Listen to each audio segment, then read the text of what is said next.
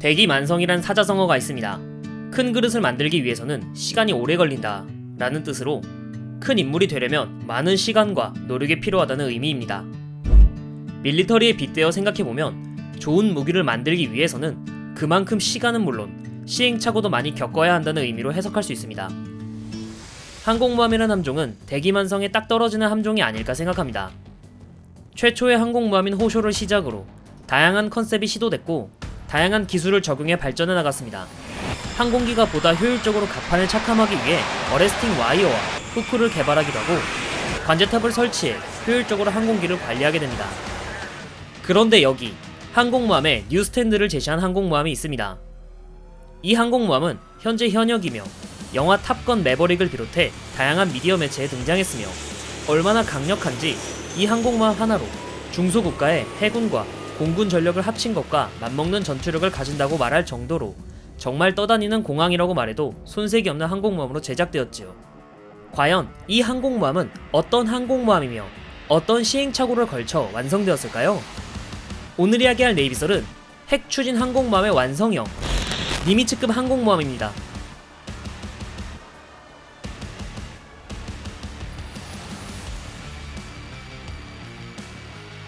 항공모함 운영 딱 100년이 된 지금 미국은 수많은 시행착오를 거쳤습니다. 어레스팅 와이어와 후크를 도입하고 항공 관제탑인 아일랜드를 설치하는 것은 물론 CV4 레인저부터는 외부로 개방된 경락고식 설계로 항공기를 최대한 많이 적재하면서 항공기 운영에 집중하는 설계를 이어나갔습니다. CV5 요크타운부터는 착함 시 연돌에서 나오는 매연이 조종사의 시야를 방해하기에 연돌을 최대한 높이 그리고 아일랜드와 통합하는 디자인을 완성했고 CV7 와스프부터는 현측 엘리베이터를 도입하여 경락고 크기를 최대한 활용할 수 있게 배려했습니다. 이런 건조 노하우를 바탕으로 건조된 항공모함이 바로 에식스급 항공모함인데요. 자매함이 총 24척으로 레시포로 항공기를 운영하는데 최적화된 선체는 2차 대전에서 혁혁한 공을 세웠습니다. 하지만 카미카즈의 공격 등에 취약하다고 생각한 미군은 다음 함급인 CV-41 미드웨이부터 갑판에 장갑을 덧대어 공습에 견딜 수 있게 하였고 보다 더 무거운 항공기가 착함하는데도 버틸 수 있도록 배려해 2차 세계대전 이후 사라져버린 다른 나라의 항공모함과 달리 전쟁이 끝나도 제트기를 운영할 수 있을 정도로 대응성이 높은 항공모함을 건조하였습니다. 여기서 멈추지 않고 미국의 항공모함들은 계속 발전을 거듭해 나갔는데요. 일자형 갑판은 착함 코스가 일직선으로 하나밖에 없어 갑판에 항공기가 계류되어 있으면 착함할 때 문제가 많이 발생했습니다. 이 문제를 해결한 항공모함이 바로 포레스탈급 항공모함입니다. 설계 당시부터 경사진 갑판이란 뜻의 앵글드 덱을 고려해 건조한 항공모함으로 일자형 갑판에 비해 훨씬 더 효율적인 항공기 운영이 가능했지요. 거기에 기존 유압식 캐터펄트보다 더 큰 힘을 낼 수 있는 증기식 캐터펄트를 도입해 점점 무거워지는 제트기도 문제없이 사출할 수 있었습니다.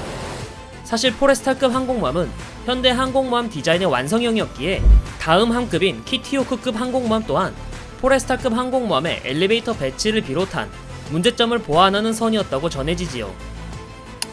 이처럼 미국의 항공모함은 항공기 운영을 최적화하기 위해 항공모함 디자인을 다듬었다고 할 수 있습니다. 항공모함은 어디까지나 항공기를 운영하고 운반하는 캐리어로서 역할을 해야 하기 때문이지요. 그래서 세대를 거듭할수록 항공모함의 크기는 점점 커졌고 2만 톤, 4만 톤, 6만 톤을 넘어서더니 마침내 키티호크급부터는 8만 톤에 육박하게 됩니다. 세종대왕급 구축함 8척 정도 되는 어마어마한 크기이죠. 더 이상 이 거대한 크기의 항공모함을 가로막는 방해물은 없어 보였습니다.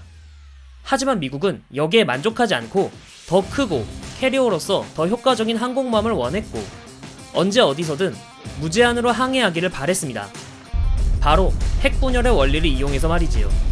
히로시마, 나가사키에 떨어진 2개의 원자폭탄은 작디 작은 우라늄에서 엄청난 에너지를 낼 수 있다는 사실을 인류에게 알려주었습니다.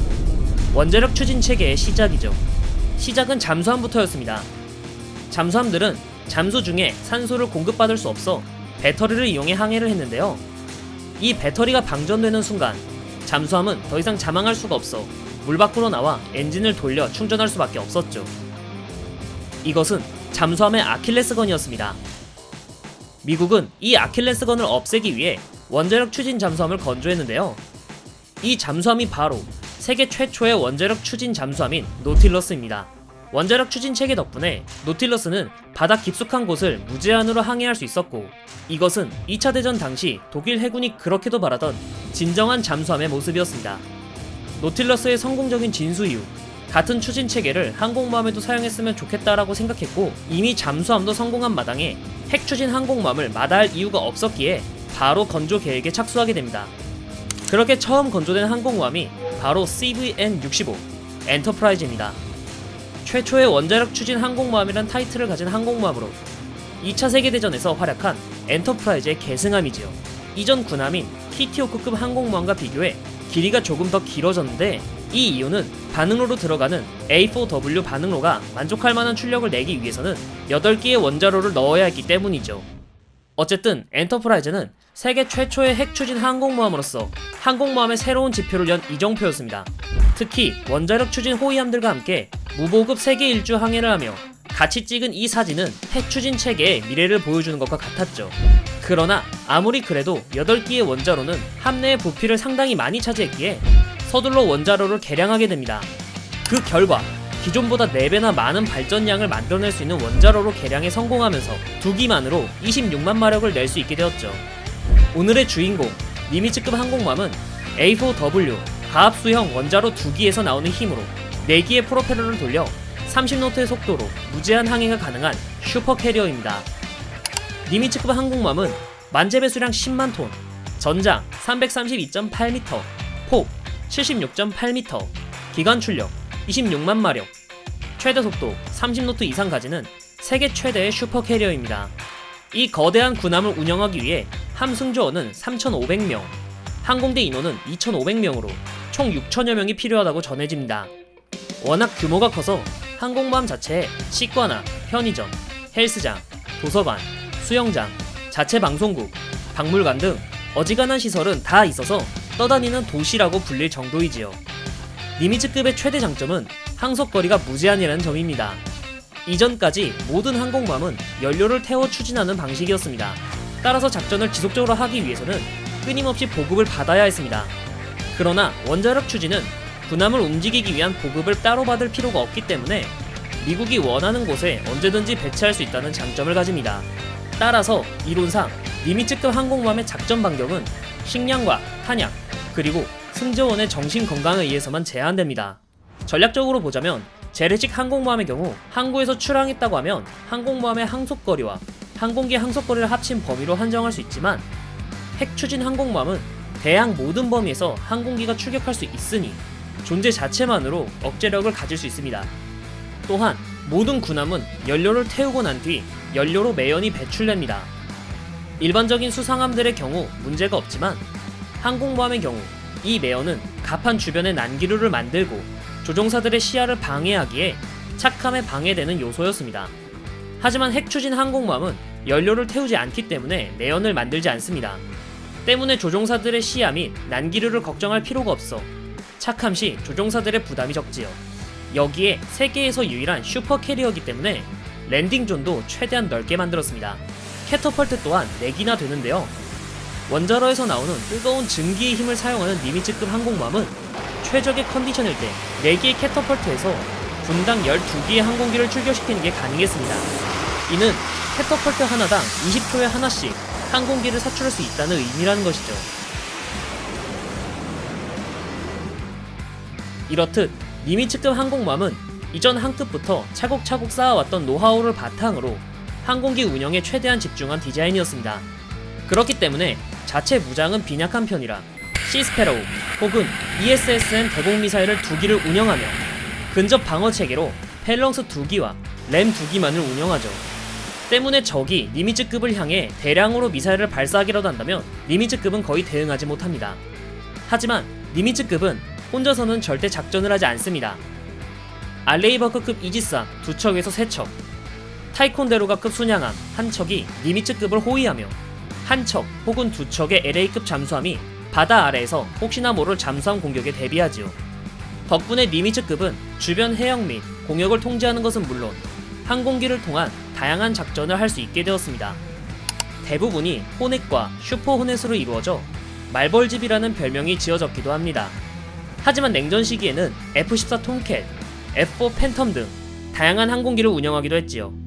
이렇듯 어떤 나라도 따라할 수 없는 감히 엄청난 규모의 항공모함 및 니미츠급의 가격은 한 척당 약 80억 달러로 하나로 10조가량이나 되는데요.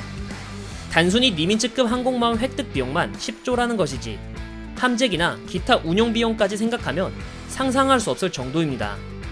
그래서 니미츠급을 보유하면 니미츠급에게 공격받을 때와 비슷한 경제적 효과를 얻을 수 있다는 말도 있는 거죠. 그 미국도 너무 비싸서 처음에는 의회에서 거부할 정도였다고 합니다.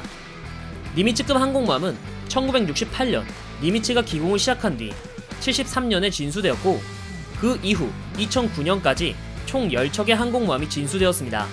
미국은 항공모함 11척 체제로 항공모함이 한 척이 건조되면 한 척 퇴역하는 방식인데요. 10번함 조지 부시함이 진수되면서 미국의 항공모함은 전부 핵 추진 항공모함으로 바꾸는 쾌거를 이룩하죠. 획득 비용은 물론 건조 기간까지 평균 5년이나 걸리지만 니미츠급이 가져다주는 외교적 영향은 엄청납니다. 1975년 니미츠급이 미 해군에 정식으로 취역한 이후 곧바로 시드라만에서 이글클로 작전에 참여했는데요. 포레스탈과 함께 작전을 수행했으며 리비아 소속 미국기가 나타나자 F-14 톰캣을 출격시켜 격추했다고 전해집니다. 이후 걸프전과 사막의 폭풍 작전에 참여하고 아프가니스탄 전쟁 등에 참여하면서 미국이 전쟁을 할 것 같으면 항공모함이 나타난다는 것을 전 세계에 각인시킨 장본인이라고 할 수 있습니다. 이외에도 필리핀 재난, 후쿠시마 원전 사고 등의 굵직굵직한 재난 상황에서 인도적 지원 및 구호 활동을 하는 등 군사 작전 및 민간 지원 임무 등을 다양하게 하고 있습니다. 미국이 최초의 항공모함을 운영한 지 100년 동안 수많은 시행착오를 겪으며 발전해온 결과 니미츠급은 슈퍼캐리어로서 존재만으로도 동맹국에게는 든든한 우군, 적에게는 두려움을 심어주고 있지요. 하지만 니미츠급 항공모함 또한 새로운 위협에 직면하게 됩니다.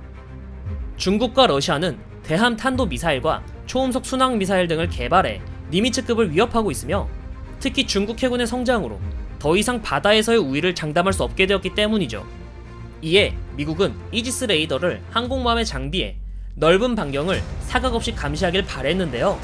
그 결과가 바로 제럴드 포드급 항공모함이며 전자식 캐터펄트와 진보한 어레스팅 와이어 등을 사용해 니미츠급 항공모함보다 더 뛰어난 항공모함으로 건조가 되어 작전에 나가기 위해 준비 중입니다.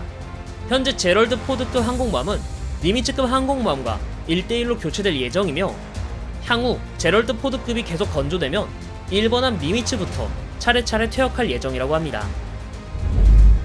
여담으로 최초의 핵 추진 항공모함이자 니미츠급 항공모함의 프로토타입인 엔터프라이즈는 제럴드 포드급 항공모함이 진수되면서 스크랩이 진행되고 있습니다. 하지만 미국의 수호신 엔터프라이즈는 제럴드 포드급 항공모함으로 다시 탄생할 계획인데요. 현재 엔터프라이즈의 고철 일부를 녹여 용골로 제작해 제럴드 포드급 항공모함으로 다시 싸울 준비를 하고 있다고 합니다.